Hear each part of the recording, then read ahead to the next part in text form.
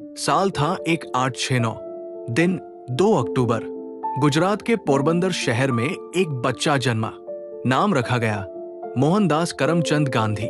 उस दिन किसी को नहीं पता था कि ये बच्चा एक दिन इतना बड़ा होगा कि सिर्फ अपने विचारों से एक पूरी ताकतवर सरकार को झुका देगा, बिना हथियार, बिना खून खराबा।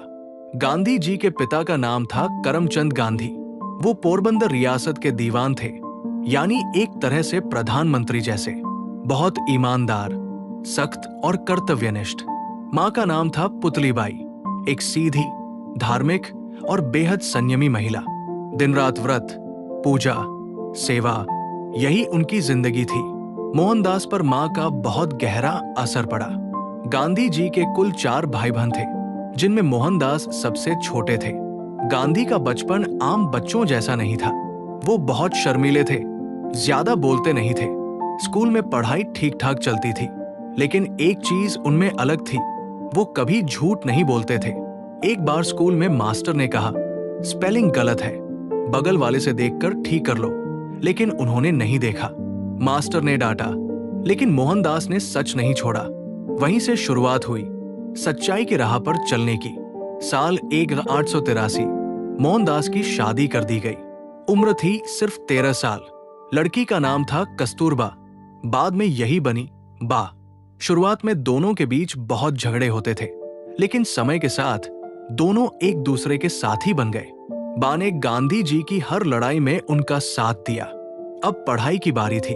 मोहनदास ने पोरबंदर और राजकोट से स्कूलिंग की, फिर भावनगर से कॉलेज में दाखिला लिया, लेकिन मन नहीं लगा। उसी दौरान एक दिन घरवालों ने कहा कि उन्हें वकालत की पढ़ाई के लिए इंग्लैंड भेजा जाएगा। मां को चिंता थी, पराया देश, पराई संस्कृति। मोहनदास ने वादा किया, मैं मांस नहीं खाऊंगा, शराब नहीं छूंगा और किसी गलत रास्ते पर नहीं जाऊंगा। 4 सितंबर 1888 को मोहनदास गांधी इंग्लैंड के लिए रवाना हुए। वहां उन्होंने इनर टेम्पल, लंदन से वकालत की पढ़ाई की। 3 साल इंग्लैंड में रहकर कानून पढ़ा, समाज समझा और खुद को पहचाना। वहीं उन्होंने पहली बार भगवद गीता को गहराई से पढ़ा, जो उनके जीवन का आधार बन गई। 12 जून 1891 को गांधी जी इंग्लैंड से भारत लौटे। वकालत शुरू की, लेकिन जब पहली बार कोर्ट में खड़े हुए तो चुप रह गए। आवाज नहीं निकली, केस हार गए। धीरे धीरे समझ आया, वकालत में मन नहीं है। 1893 में एक गुजराती व्यापारी ने उन्हें साउथ अफ्रीका में केस लड़ने भेजा। गांधी जी 24 साल के थे जब उन्होंने पहली बार विदेश की असली सच्चाई देखी। ट्रेन में फर्स्ट क्लास टिकट लेकर बैठे थे, लेकिन अंग्रेजों ने उन्हें सिर्फ भारतीय होने की वजह से धक्का मारकर बाहर फेंक दिया। वहीं से कुछ टूट गया और कुछ जाग गया। साउथ अफ्रीका में उन्होंने 21 साल गुजारे। सत्याग्रह शुरू किया, यानी सत्य के लिए संघर्ष, लेकिन बिना हिंसा। उन्होंने भारतीयों के लिए पासपोर्ट, सम्मान, काम और पहचान की लड़ाई लड़ी। कई बार जेल गए, लेकिन डरे नहीं। वहीं पर उनके जीवन का असली मकसद बन चुका था, अन्याय के खिलाफ खड़े होना, लेकिन बिना हिंसा के। 1915 में गांधी जी भारत लौटे। अब वो सिर्फ मोहनदास नहीं थे, लोग उन्हें महात्मा कहने लगे थे। 1917 में बिहार के चंपारण में अंग्रेज किसानों से जबरन नील की खेती करवा रहे थे।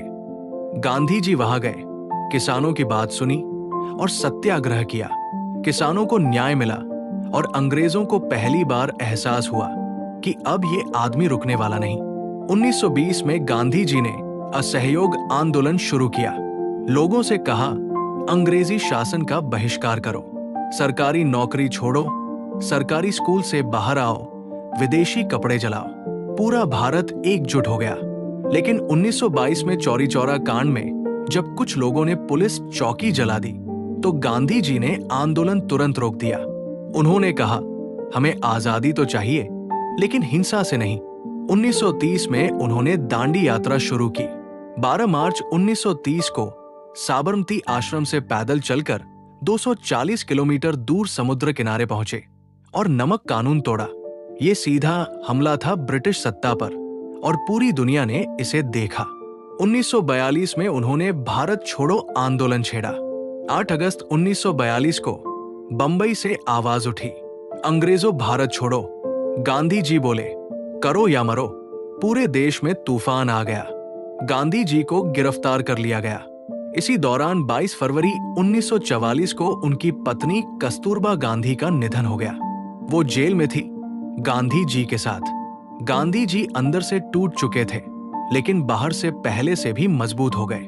15 अगस्त 1947 को भारत आजाद हुआ, लेकिन साथ ही देश बंट गया, हिंदुस्तान और पाकिस्तान। गांधी जी इस बंटवारे से बेहद दुखी थे। जब सब आजादी का जश्न मना रहे थे, वो नोआखाली, बांग्लादेश में थे, जहां हिंदू मुस्लिम दंगे हो रहे थे। गांधी जी वहां उपवास कर रहे थे, लोगों को एकजुट करने की कोशिश कर रहे थे। कुछ कट्टरपंथी लोग उनसे नफरत करने लगे थे। उन्हें लगा कि गांधी जी मुसलमानों का पक्ष ले रहे हैं। उनमें से एक था नाथूराम गोडसे। फिर आया वो मनहूस दिन, 30 जनवरी 1948, शाम के करीब 5 बजे। गांधी जी दिल्ली में बिरला हाउस में प्रार्थना सभा के लिए जा रहे थे। सफेद धोती, छड़ी हाथ में, धीमे कदमों से बढ़ते हुए सामने से एक व्यक्ति आया, नाथूराम गोडसे। गांधी जी ने मुस्कुराकर देखा, हाथ जोड़े। गोडसे ने 3 गोलियां चलाई। गांधी जी के मुंह से निकला, हे राम। गांधी गिर पड़े। सारा भारत स्तब्ध रह गया। एक पूरा युग थम गया। नाथूराम गोडसे एक हिंदू राष्ट्रवादी था, जो गांधी जी को विभाजन और मुस्लिमों के प्रति सहानुभूति का दोषी मानता था। उसने सोचा कि गांधी को मारकर वो देश की रक्षा कर रहा है, लेकिन असल में उसने मानवता की आवाज को चुप कर दिया।